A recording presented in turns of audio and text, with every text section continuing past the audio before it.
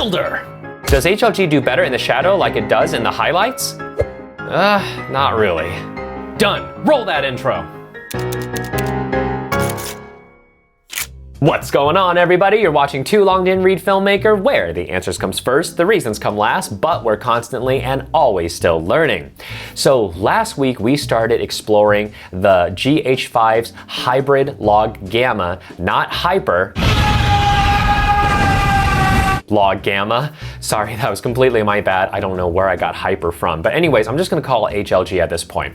We started experimenting with HLG and we've noticed that the highlights are being able to be recovered or retained, if you will, when you're taking that 10-bit Rec 2020 color profile and you slam it into the Rec 709 space. So that was awesome. And you guys have been awesome too with you chiming in the comments. I've learned a lot, and some of the results we're going to be talking about really confirms what you guys are saying. Now I want to answer a couple questions here. No, I do not have Vlog because our team has never really required the use of Vlog with what we do. We light everything basically to what we want, and we don't push colors a lot. So basically what people have been saying is this, and it totally makes sense to me. Between HLG and Vlog, they both more or less have the same luminance response in terms of its dynamic range with the brights and the shadows. Where it differs is that HLG has a baked-in colored look, which is very similar to like natural Cine D. They all have a baked-in colored look, whereas Vlog doesn't. So with Vlog, you're able to push the colors around a lot more.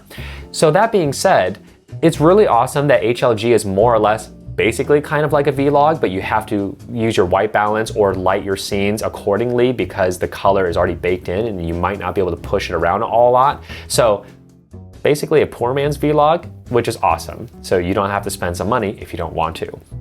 All right, with all that out of the way, let's go through the testings of what I did. Now, in terms of the testings, again, I'm shooting at ISO 400 just to keep everything exactly the same in terms of the sensor response.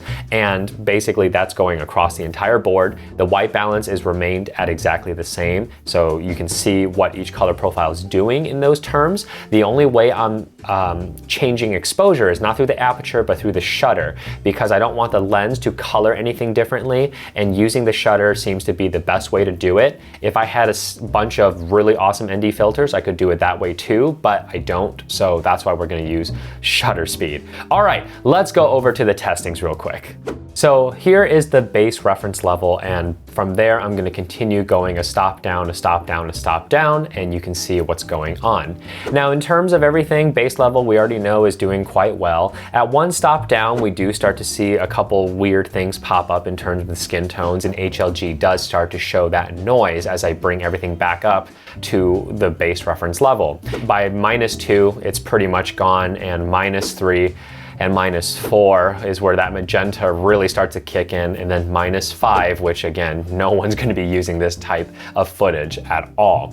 Now, what's really interesting is if we take a look at this again and we see what the camera was actually seeing, I'm always constantly surprised that the GH5 does technically see that something is there as you get really, really dark in the exposure and you bring it back up. Obviously, you'll never use this type of profile, but I'm really surprised that it can see literally in the dark.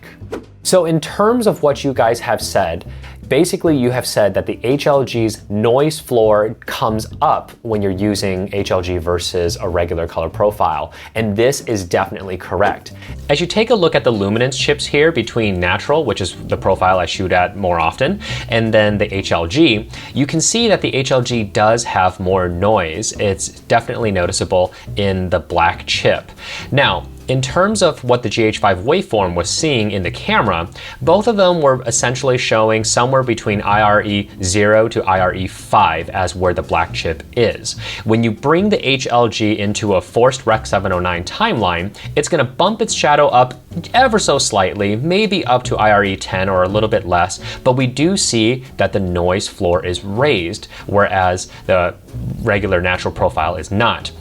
Now you do have some room if you want to on the HLG and you force the black chip shadow down to IRE 0, you can crush that noise away more or less. But just so you know, the noise floor does seem to be raised in comparison to a regular Rec 709 color profile. So in this terms, you basically have to shoot above IRE 10 for your darkest darks to make sure you don't get into that noise territory. And a lot of you had said you need to expose to the right if you want to take advantage of all the usable dynamic range, and this is definitely true. Of course, can be different depending on what it is that you have in terms of noise tolerance, because you do still have that extra 15 levels of IRE to go even further. But again, the noise will show, and if you don't care, then go for it. If you do care, then you're gonna have to expose to the right and go above IRE 10 for the darkest part of your scene. So what is the bottom line here?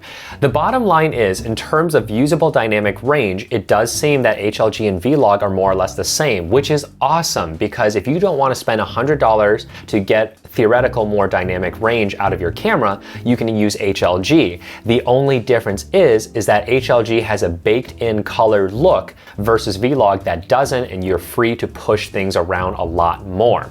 Now, in terms of what the dynamic range actually is, depending on what articles you read, but generally speaking, the average consensus of how much dynamic range the GH5 has when you're using just a standard Rec 709 color profile, you're getting about 10 stops of usable dynamic range. Now, this is where the math gets a little interesting, because I've heard a couple different things, but the one that I've heard the most is that Vlog and HLG gives you up to about 11 stops of usable dynamic range. Obviously, it can be pushed further, but 11 seems to be the number. Now, this definitely seems to be true, because if you take the 10 stops of dynamic range from a Rec 709, we noticed that in the highlights, we seem to have +2 in terms of what it can see and what it can bring back down. But the shadows take a hit because we can't use it all the way at the IRE 0 if we want a clean image. We have to go above IRE 10. So we just took away a stop there. So if you do the math, we end up with 11 stops of usable dynamic range, which I know is the most crude way of showing this, but in terms of what that is, that seems to be correct. 11 stops is the usable amount. Now, I've heard the numbers go up to 12 and 13, but where they're probably getting this from is, yes, if you want to use IRE 0 to 15 in HLG and don't mind that noise, or you're going to clean it up later, then yes, you've just expanded your usable dynamic range to 12. And can you go a little bit further in the highlights? Probably, but I'm gonna guess like 12.5 might be the real maximum there, and you're really pushing it. So in these terms, it's awesome to know that you can get this type of dynamic range response out of the GH5 without having to pay for Vlog. And hey, that's it for this week, everybody. If this video has made all the influence for you to purchase a GH5 or GH5S, I would really appreciate it if you check out my Amazon affiliate links down below. Again, this costs nothing extra to you, it just gives me a little compensation so I can continue making videos like this for you. Next week, I'm gonna tackle the skin tones, so be sure to like, subscribe, and share, and I will see you guys in the next one.